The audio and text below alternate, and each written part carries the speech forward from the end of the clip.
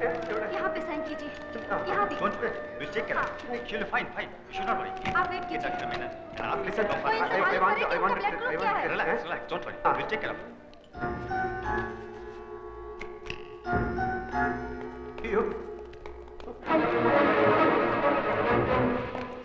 ये है gentleman.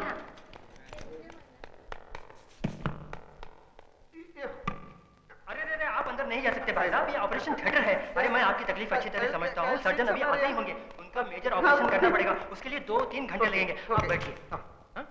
He is very upset. Don't allow him to go out. Okay? Yes, doctor. Actually, myself and my friend coming auto rickshaw. ये आपका bag है ना? No. इसे अपने पास ही रखिए। No. എമർജൻസി സർജറി എന്ന് പറഞ്ഞ് ഹോസ്പിറ്റലിൽ വന്നപ്പോഴാണ് എനിക്ക് ആളെ മനസ്സിലായത്. ആ അല്പം സീരിയസാ.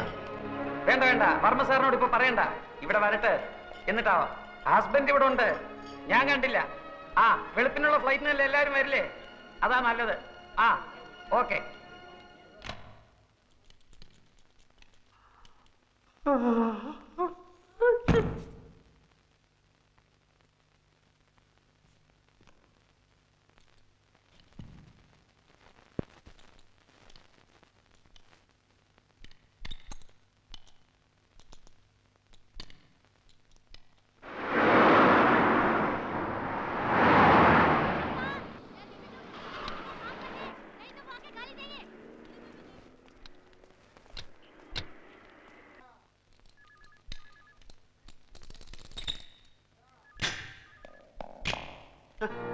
ചന്ദ്രികയുടെ അടുത്തിരിക്കുകയായിരുന്നു ഞാൻ, ബോധം തെളിയുന്നവരെ. ആ സാർ ഞാൻ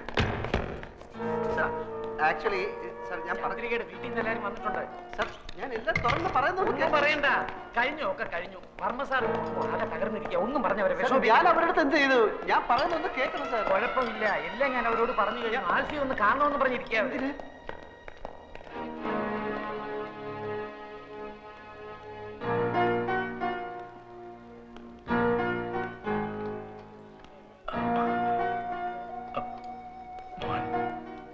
ക്ഷമിക്കണം, ഞാൻ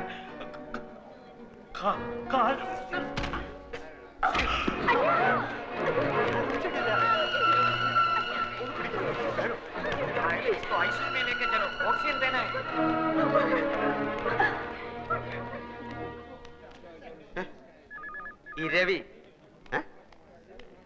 ഇരവി കുട്ടിപ്പിള്ള ഡ്രൈവറാ?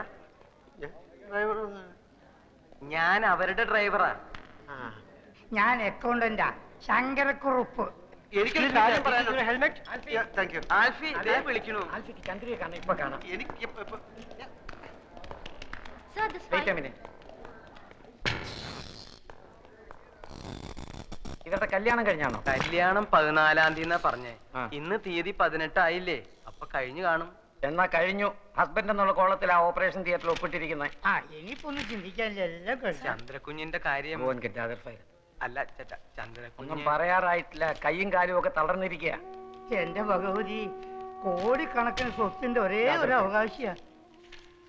അത് നേരത്തെ ആലോചിക്കണമായിരുന്നു. കോട്ടപ്പുറത്ത് കോവിലകത്ത് സുഖമായിട്ട് കഴിഞ്ഞ ആ കുടുംബത്തിലെ ഒരേ ഒരു അവകാശി, അതിനെ എന്തിനാ ഇപ്പൊ ഇങ്ങോട്ട് പറഞ്ഞേച്ച്? സാറേ, വർമ്മ സാറിന് ബിസിനസ് മുഴുവനും മോളെ ഏൽപ്പിക്കണം എന്നായിരുന്നു. ഇവിടെയല്ലേ എൻ്റെ ഓഫീസ്. ഇവിടെയാണെങ്കിൽ വലിയൊരു ഗസ്റ്റ് ഹൗസ് ഒഴിഞ്ഞെടുക്കാൻ, അവിടെ താമസിച്ചുകൊണ്ട് ബിസിനസ് പഠിക്കട്ടെ എന്ന് അവർ തീരുമാനിച്ചു. മാനേജിങ് ഡയറക്ടറായിട്ട് ഇങ്ങോട്ട് അയച്ചു. ഇവിടെ വന്ന് ഈ നസ്രാണി ചെക്കനെ അങ്ങ് പ്രേമിച്ചു. കല്യാണം കഴിക്കണമെന്ന് നിർബന്ധം പിടിച്ചപ്പോൾ വർമ്മ സാറും കുടുംബവും നാക്കശികാന്ത് എതിർത്തു. ചന്ദ്രക്കുഞ്ഞ് അവനെ കിട്ടിയാൽ പിന്നെ എനിക്ക് ഇങ്ങനെ ഒരു മോളില്ല എന്ന് വരെ മുതലാളി പറഞ്ഞു. പിന്നെ എന്തിനാ എല്ലാരും കൂടി ഇപ്പൊ ഇങ്ങോട്ട് കെട്ടിയായിരുന്നല്ലോ? തലയിൽ വെച്ചാൽ പേനരിക്കും, താഴത്ത് വെച്ചാൽ ഉറുമ്പരിക്കും. അങ്ങനെയല്ലേ ഞങ്ങൾ ആ കുഞ്ഞിനെ വളർത്തിയത്. ഇങ്ങനെ കിടക്കുന്നു എന്ന് കേട്ടാൽ എങ്ങനെയാ ഉള്ളു പിടയ്ക്കാണ്ടിരിക്കുക? വർമ്മ സാറിന്റെ കാര്യം പേടിക്കാനൊന്നുമില്ല. ഷോക്കും കുറ്റബോധമൊക്കെ കൂടെ ആയപ്പോ വീണുപോയതാ. പ്രഷർ വളരെ കൂടുതലാ. 1-2 ദിവസം കൊണ്ട് നോർമലാകും. അതുവരെ വളരെ സൂക്ഷിക്കണം. മനസ്സിന് ബുദ്ധിമുട്ടുണ്ടാകുന്ന കാര്യങ്ങളൊന്നും ഉണ്ടാകാൻ നിങ്ങൾ വേണം നോക്കാൻ.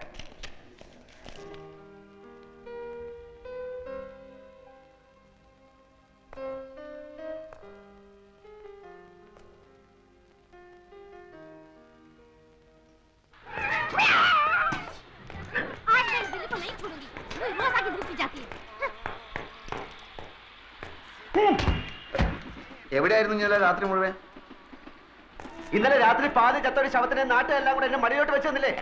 അവളെ താങ്ങി പിടിച്ചോണ്ട് ഞാൻ ആശുപത്രിയിലോട്ട് ചെന്നു. അവിടെ കുറെ പണ്ടാരങ്ങൾ എന്നെ പിടിച്ച് വലിച്ച് ആശുപത്രിയിലോട്ട് കയറ്റി. എന്നിട്ട് ഏതാണ്ട് ചവറ് പേപ്പറിലൊക്കെ ഒപ്പിടാൻ പറഞ്ഞു. ആ വെപ്രാളത്തിൽ ഞാൻ അവർ പറയുന്നിടത്തൊക്കെ ഒപ്പിട്ടു. അതോടെ ഞാൻ അവളുടെ നായരുമായി. എന്നിട്ട് ഈ പെട്ടി എന്റെ തലയിലോട്ട് വെച്ച് എന്നിട്ട് അവിടെ കുത്തിരിക്കാൻ പറഞ്ഞു. എങ്ങനെയെങ്കിലും ഇതും കൊണ്ട് രക്ഷപ്പെടാന്ന് വിചാരിച്ചപ്പോൾ നിന്റെ മുടിഞ്ഞ മാമ ഒലക്കയുടെ മൂടും അന്വേഷിച്ചോട്ട് കുറെ പോലീസുകാരായിട്ട് അവിടെ കളഞ്ഞു നടക്കുന്നു. ഇനി അയാളുടെ കണ്ണിൽ പെട്ടിട്ട് പുലിവാലാക്കണ്ടെന്ന് കരുതി നിധി കാക്കുന്ന ഭൂതത്തെ പോലെ ഈ പെട്ടിയും കെട്ടിപ്പിടിച്ചോണ്ട് ഞാൻ അവിടെ ഇരിക്കുക. നേരം വെളുത്തപ്പോൾ അവളുടെ തന്തയെ കുറെ ആൾക്കാർ ഒരു പട പോലെ അലറി വിളിച്ചോണ്ട് ആശുപത്രിയിലോട്ട് വന്നു. ആ തന്ത എന്നെ കണ്ടത് അലച്ചു ചെല്ലി എന്റെ കാലിലോട്ടും പിന്നെ അവിടുത്തെ തലയും കുത്തി താഴോട്ടും.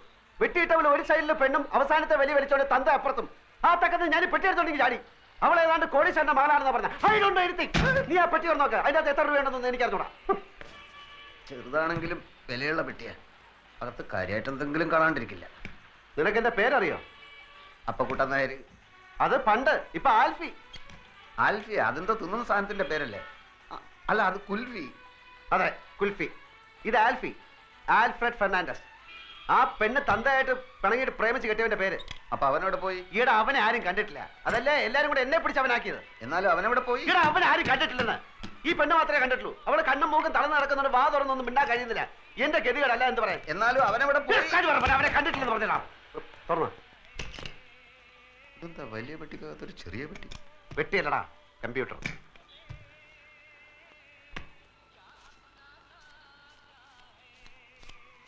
എത്രയുണ്ട്?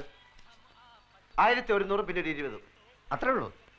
നിന്റെ അത്യാവശ്യം കണ്ടപ്പോ ഞാൻ വിചാരിച്ചു അത്രയെങ്കിലും ഉണ്ടല്ലോ. അപ്പോ ചേട്ടനാ, ഇരിക്കണം ഇരിക്കണം. ഇനി താൻ അങ്ങനെ എന്നെ ഇരുത്താൻ നോക്കണ്ട. 2-3 മാസം വാടക കുടിശ്ശിയുണ്ട്. ഇനി അവധിയില്ല. ഇപ്പൊ ഇറങ്ങണം. ഇത് കണ്ട, 2 മാസം വാടകയുണ്ട്. ഇത് അങ്ങോട്ട് കൊണ്ട് തരാതിരിക്കായിരുന്നു. അടുത്ത ഞാൻ 2-3 ദിവസം കൊണ്ട് തരാം. ഞാൻ 3-4 ദിവസം വീട്ടിൽ കൊണ്ട് തരാം. 2 ദിവസം കഴിഞ്ഞ് 2-3 ദിവസം വീട്ടിൽ കൊണ്ട് തരാം. ആ ശരി, വാടാ. അത് പോയി. ദേ ചെക്കും ബാങ്കിന്റെ ബുക്കും. എവിടെ?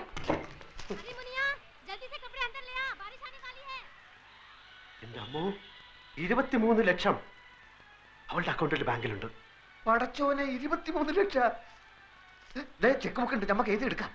എഴുതി അങ്ങോട്ട് കൊടുത്ത ഉടനെ കാശ് എടുത്ത് തരാൻ നിന്റെ പാപ്പ അവിടെ മാനരാ? ഒരു വസ്തു അറിഞ്ഞൂടാ. ഇവിടെ അവള് ചെക്കിൽ ഒപ്പിടണം. മണ്ട മുത്തപ്പ. ഓളും ബാപ്പയും മയ്യത്താവുന്നല്ലേ ഇനി പറഞ്ഞത്? രണ്ടിന്റെ കിടപ്പ് കണ്ടിട്ട് കാറ്റ് പോണ ലക്ഷണമാണ്. അങ്ങനെ കാറ്റ് പോയാ പിന്നെ 23 ലക്ഷം ആർക്കാ? ഓളോ പുയ്യാപ്പിളക്ക് എന്ന് വെച്ചാ നിനക്ക്. അപ്പൊ ഒറിജിനൽ ആൽഫി വരും, ലക്ഷവും കിട്ടൂല, ആൾമാറാട്ടത്തിന്റെ പേരിൽ കേസാവും. ഞാനില്ല, ഞാൻ സത്യം തുറന്നു പറയാൻ പോവാ. അങ്ങനെ തുറന്ന് പറയാൻ വരട്ടെ. നമുക്ക് ആശുപത്രി പോയിട്ട് നന്നായിട്ട് എല്ലാ കാര്യങ്ങളും ഒന്ന് വിസ്തരിച്ച് മനസ്സിലാക്കാം. എന്നിട്ട് മതി സത്യം തുറന്നു പറയാൻ. ഞാൻ സത്യം തുറന്നു പറയാൻ പോവാ. മോഷണം, ജയില്, തൂക്കുമരം, ഇതൊക്കെയാണ് ഇപ്പൊ നമ്മുടെ മുമ്പിൽ തെളിഞ്ഞു നിൽക്കുന്ന വഴികൾ. വേറെ ഏതെങ്കിലും ഒരു വഴി കൂടി ഒന്ന് ശ്രമിച്ചു നോക്കുന്നതിൽ എന്താ കുഴപ്പം? വേറെ ഏതെങ്കിലും ഒരു വഴി കൂടി ഒന്ന് ശ്രമിച്ചു നോക്കുന്നതിൽ എന്താ കുഴപ്പം? ആ വഴി കൂടെ പോയിട്ട് നമ്മൾ ബന്ധപ്പെടുന്ന ഈ വഴിയിലാണെങ്കിൽ പിന്നെ നമ്മൾ ഏത് വഴിയിലായി പോവും?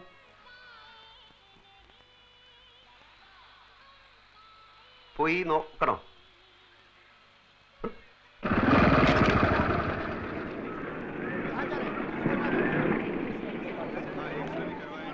ഈ ബൈക്ക് പിടിക്കാൻ നടക്കുന്ന മാർവാടികളുടെ ഗുണ്ടകൾ വല്ലതും ഉണ്ടോ നോക്കിക്കൊള്ളി. ഇല്ല, കാലത്ത് നീ വരുന്നതിന് കുറച്ച് മുമ്പ് നിന്നെ അന്വേഷിച്ച അവന്മാർ മുറിയിൽ വന്നിരുന്നു. ഞാൻ പറഞ്ഞു ഇനിയിപ്പോ അവിടെയല്ലേ താമസം. എന്നിട്ട് നീ എന്താ പറയാത്ത? നീ എന്താ ചോദിക്കാൻ?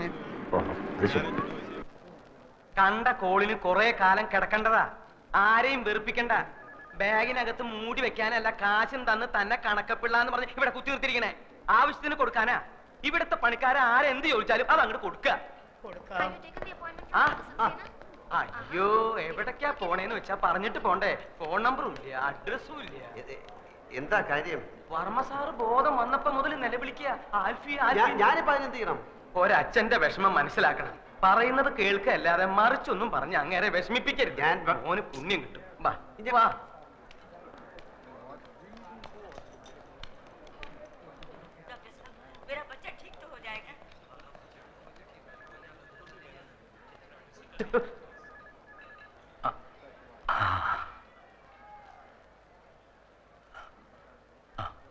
അടുത്ത് വരൂ.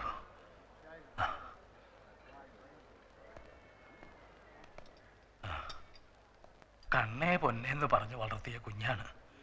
ഇപ്പൊ കിടക്കണ കിടപ്പ് കണ്ടില്ലേ? ഡോക്ടർ പറഞ്ഞു നീ വേണം അവളെ രക്ഷിക്കാനെന്ന്. എന്റെ മോളെ കൈവിടരുത്. ഒന്ന് പറയൂ ഇരവി, എന്നോട് മാപ്പാക്കണമെന്ന് പറയൂ. പിണക്കവും പരിഭവവും ഒന്നും ഇല്ലാന്ന് എന്നോട് പറഞ്ഞു കഴിഞ്ഞു. എല്ലാം ഞാൻ പറഞ്ഞു മനസ്സിലാക്കിച്ചോളാം. വർമ്മ സാറ് വെറുതെ വിഷമിച്ച് പ്രഷർ കൂട്ടണ്ട. ആ അത് കേട്ടാ മതി എനിക്ക്. 100. എന്നാ. 100? എടോ ഇത് ആദ്യം പറഞ്ഞോളൂ 200. 100 100 100 100 200 300 എത്ര വേണമെങ്കിലും തരാം. ഇല്ലേ അവിടെ ചെന്ന് കിട്ടിയില്ല എന്ന് കംപ്ലൈന്റ് പറയും. നന്ദി വേണടാ, നന്ദി. എനിക്ക് ചില കാര്യങ്ങൾ അറിയാനുണ്ടായിരുന്നു. എന്ത് കാര്യം? ചന്ദ്രയ്ക്ക് രാവിലെയാ ബോധം തെളിഞ്ഞത്. എല്ലാം കാണാം, എല്ലാം കേൾക്കാം, എല്ലാം മനസ്സിലാക്കാം, പക്ഷെ സംസാരിക്കാൻ കഴിയില്ല. കഴുത്തിന് താഴെ ആകെ തളർന്നിരിക്കുക. ഒരു സ്ട്രേഞ്ച് കേസായിട്ടാണ് എനിക്ക് തോന്നുന്നത്. പക്ഷെ പ്രതീക്ഷയ്ക്ക് വകയുണ്ട്. രോഗിയുടെ മനക്കരുത്താണ് ഇവിടെ പ്രധാനം. ഒരു മിറക്കിൾ സംഭവിച്ചാൽ നാളെ തന്നെ എഴുന്നേറ്റ് നടന്നു എന്ന് വരാം, ചിലപ്പോൾ 4 വർഷമായി എന്നും വരാം. എല്ലാം തന്റെ കയ്യിലാണ്. ജീവിക്കണമെന്ന മോഹം എത്രയും കൂടുന്നോ അത്രയും പെട്ടെന്ന് ചന്ദ്രിക സുഖം പ്രാപിക്കും. ആ മോഹം ഉണ്ടാക്കേണ്ടത് നിങ്ങളാണ്. നിങ്ങളാണ് എല്ലാവരുടെയും ഒരേ ഒരു പ്രതീക്ഷ. How is she? എല്ലാം നോർമൽ.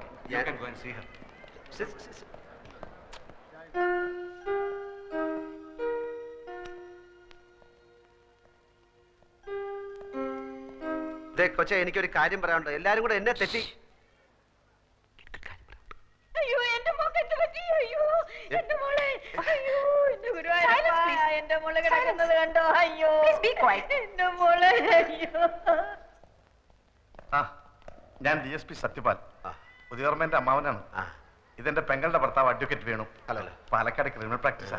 ഞങ്ങളിങ്ങനെ കേസിന്റെ കാര്യങ്ങളൊക്കെ പറഞ്ഞുകൊണ്ടിരിക്കുകയായിരുന്നു. അപ്പൊ ഇതുപോലൊരു കേസ് അല്ല, ഇതുപോലല്ല. ഈയിടെ രാജീവ് ഗാന്ധിയുടെ മകൾ പ്രിയങ്കയുടെ ഭർത്താവെന്ന് പറഞ്ഞുകൊണ്ട് ഒരുത്തൻ ഹൈദരാബാദിൽ നിന്ന് ചെന്നില്ലേ?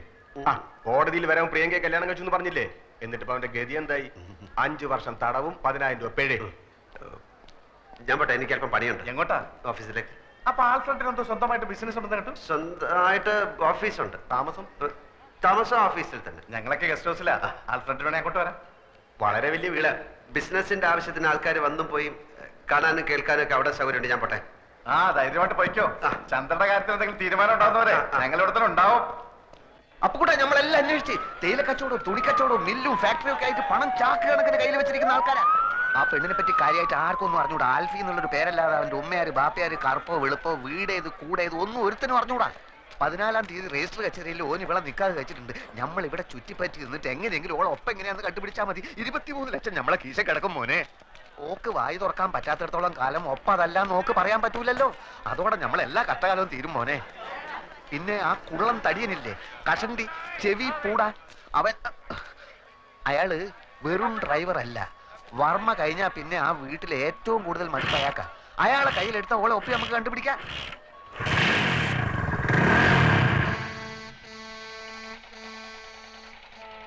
ഇനി എന്താടാ ഒന്നും മിണ്ടാത്തത്? നീ പടച്ചോനെ കണ്ടിട്ടുണ്ടാ? ഇല്ല, കണ്ടിരുന്നെങ്കിൽ ഒന്ന് ചോദിക്കായിരുന്നു. എന്തിനാ ഇങ്ങനെ എന്നെ പടച്ചു വിട്ടതെന്ന്. എന്നാ പടച്ചോനെ നമ്മൾ കണ്ടിട്ടുണ്ട്. എവിടെ വെച്ച്? പലയിടത്തും വെച്ച്, പല രൂപത്തിൽ. ഒരിക്കല് ബസ്സിൽ ടിക്കറ്റ് എടുക്കാൻ 20 പൈസ കുറവായപ്പോ സ്കൂളിൽ പഠിപ്പിച്ച പണിക്കര മാഷ രൂപത്തിൽ വന്ന് 20 പൈസ തന്ന്. പിന്നൊരിക്കൽ എടപ്പള്ളി പെരുന്നാളിന് കാശില്ലാണ്ട് വിശന്ന് വലഞ്ഞപ്പോ ഒരു ദുബായിക്കാരന്റെ രൂപത്തിൽ വന്ന് ബിരിയാണി വാങ്ങി തന്നു. അങ്ങനെ കഷ്ടപ്പെടുന്ന നമ്മളെ മുമ്പിൽ പല രൂപത്തിലാണ് പടച്ചോൻ വരിക. ഇപ്പൊ ഈ ചന്ദ്ര എന്ന് പറയുന്ന പെണ്ണിന്റെ രൂപത്തിലാണ് വന്നിരിക്കുന്നത് എന്ന് വെച്ചോളി. ഞമ്മള് പാതി പടച്ചോൻ പാതി എന്നാ. പടച്ചോന്റെ പാതി പടച്ചോൻ ചെയ്തു, ഞമ്മളെ പാതി ഞമ്മള് ചെയ്യണം. നീ ചെകുത്താനെ കണ്ടിട്ടുണ്ടാ? ഉണ്ടല്ലോ ഞമ്മളെ മാമ. അതൊക്കെ കുഞ്ഞ് ചെകുത്താൻ. വലിയ മലയിടത്ര ഉള്ളതുണ്ട്. അതായിട്ടായിരിക്കും ചിലപ്പോ ഒറിജിനൽ ആൽഫി വരുന്നത്. അപ്പൊ പടച്ചോനും കാണൂല, ആരും കാണൂല. ഞാൻ ഒറ്റയ്ക്ക് കൈയും കാലും ഇട്ട് അടിക്കേണ്ടി വരും. ഓരോ പുലിവാലും കൊണ്ടുവന്നിരിക്കുന്നു. ഒരു കാര്യം ഇനി മറക്കല്ലേ, ആകെ മുങ്ങി നിൽക്കുക നമ്മള്. നൂറെ, എനിക്ക് ആ പെങ്കൊച്ചിന്റെ കിടപ്പ് കണ്ടിട്ട് തട്ടിപ്പ് കാണിക്കാൻ തോന്നുന്നില്ല. ഓ, അതാണ് എനിക്ക് വിഷമം. നാട്ടിൽ കിടന്ന് കഷ്ടപ്പെടുന്ന നിന്റെ അച്ഛനെയും പെങ്ങളെ ആലോചിച്ചിട്ട് എനിക്ക് വിഷമില്ല.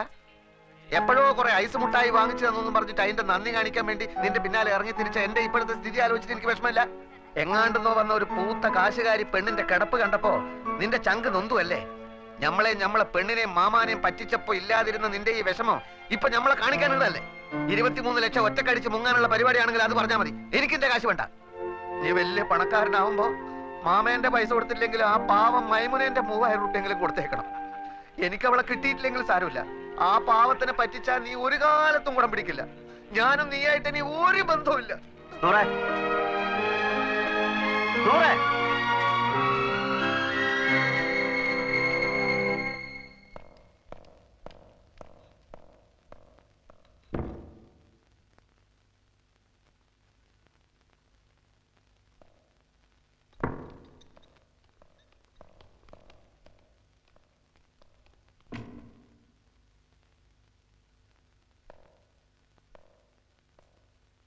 കൊച്ചേ, നിനക്കെല്ലാം കാണാനും കേൾക്കാനും പറ്റുമെന്ന് എനിക്കറിയാം. I am Appukuttan. എന്റെ പേര് അപ്പുക്കുട്ടൻ എന്നാ. വഴി വെച്ച് നാട്ടുകാരെല്ലാം കൂടെ നിന്നെ എന്റെ തലയിൽ വെച്ച് തന്നതാ. ഇവിടെ കൊണ്ട് ഞാൻ ഇറക്കി. അതോടെ അവരെല്ലാം കൂടെ പിടിച്ച് എന്നെ നിന്റെ ഭർത്താവാക്കി. ഇടിവെട്ടിയവന്റെ തലയിൽ പാമ്പ് കടിച്ചു എന്ന് കേട്ടിട്ടുണ്ടോ? ആ ഗതിയാ ഇപ്പൊ എന്റേത്. അതുകൊണ്ട് സത്യം തുറന്ന് പറഞ്ഞേക്കാമെന്ന് കരുതിയാ ഇപ്പൊ ഞാൻ വന്നത്. അപ്പൊ ഇവിടെ ആരുമില്ല, എല്ലാരും നല്ല ഉറക്കം. നാളെ ഞാൻ വരും, ഉള്ള സത്യം അങ്ങ് തുറന്ന് പറഞ്ഞേക്കും. കേട്ടില്ല എല്ലാം? ഇപ്പൊ ഞാൻ പോന്നു. Good night.